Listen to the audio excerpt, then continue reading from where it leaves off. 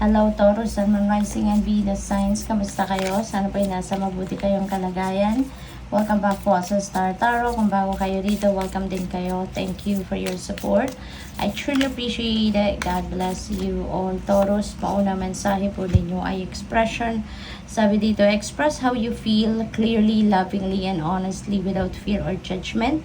Say it exactly like it is. All will be resolved when you express to others how you truly feel. Trust in the power of life to guide you and heal all concerns. Self-expression is liberating and healing.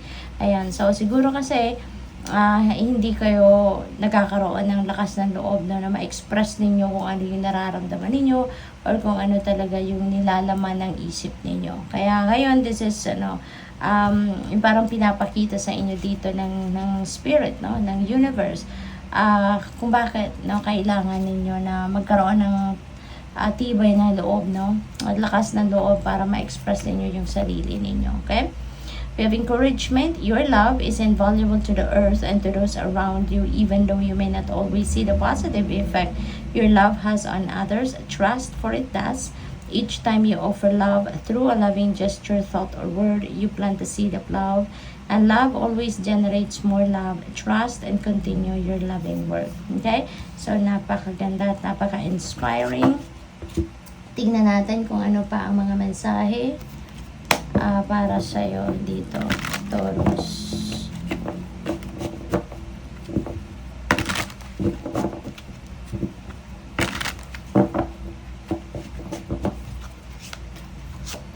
We have Queen of Pentacles. Napakagandang energy nito ni Queen of Pentacles kasi lalo-lalo na pagdating sa kaperahang aspeto, no? Sa money, career, and finances, this is really beautiful energy kasi this is abundant and prosperous energy. So maghahatid ito ng kaluwagan sa inyong kaperahan, maghahatid ito ng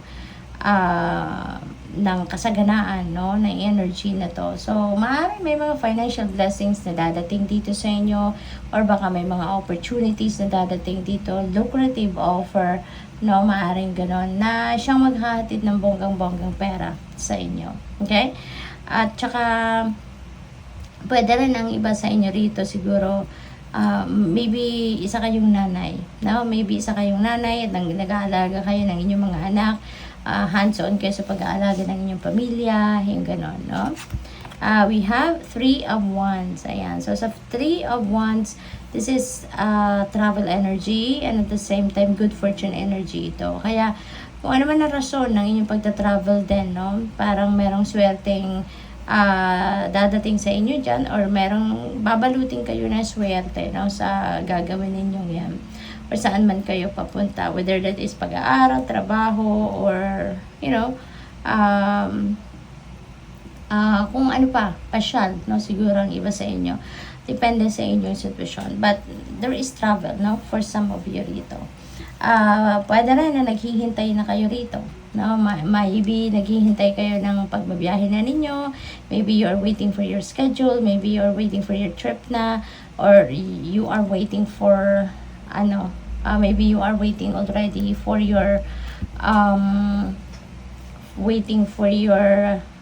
schedule na ng flight niyo or baka naghihintay kayo ng mga travel documents, no?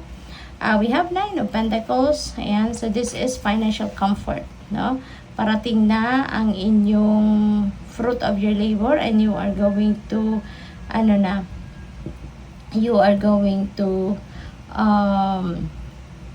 reap the rewards of your hard work at magkakaroon na kayo rito ng kaluwagan pagdating sa pera, magkakaroon na kayo rito ng kaluwagan pagdating sa inyong budget, yung gano'n, kasi madami-dami ng kaperahan ang parating sa inyo rito at deserve din ninyo yan, na din ninyo yung inyong kaperahan, i-enjoy din ninyo yan, so tignan natin kung ano pa ang ganap. We have power. Ayan. So, this could be your personal power, no? Baka ito yung inyong kapangyarihan over yourself, 'di ba? At maaaring dati hindi ninyo yan nararamdaman kasi siguro sumusunod kayo sa kung kanino man, baka pinapatakbo ng ibang tao yung buhay ninyo, nagbabaw lang kayo ng nagbabaw, but ngayon you are going to reclaim your power, no? Parang ito na, you're going to reclaim your you're also going to reclaim your freedom, no, to run your life.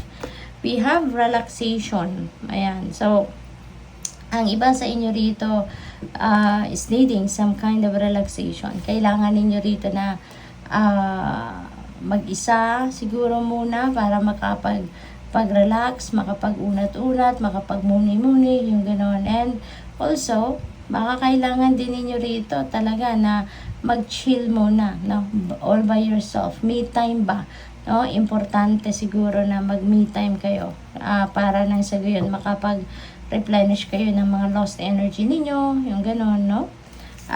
What else? We have community. Ayan. So, very lucky kayo kasi meron mga tao sa paligid ninyo. You have a community of friends or siguro neighbors, mga katrabaho, yung gano'n na very supportive of you, no?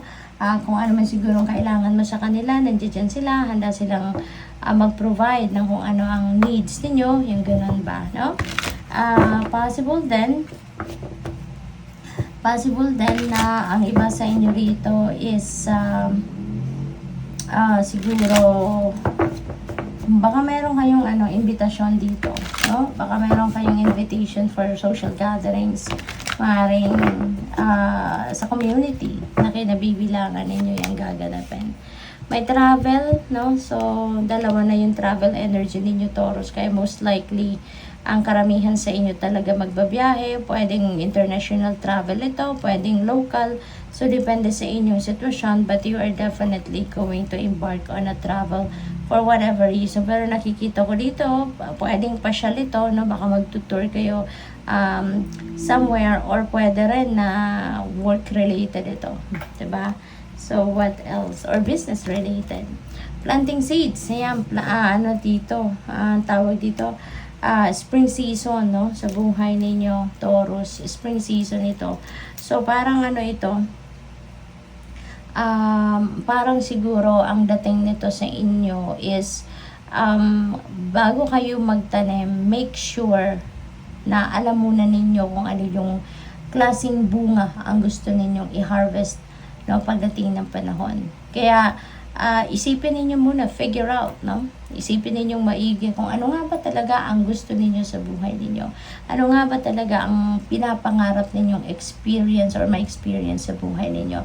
Kasi kapag alam nyo na yon, then definitely alam nyo na kung ano ang sisimulan ninyo, anong mga first steps na gagawin ninyo para makalapit kayo doon sa kung ano man ang pinapangarap ninyo. Diba? So, what else? We have flying free. Ayan. So, with the personal power, you're flying free.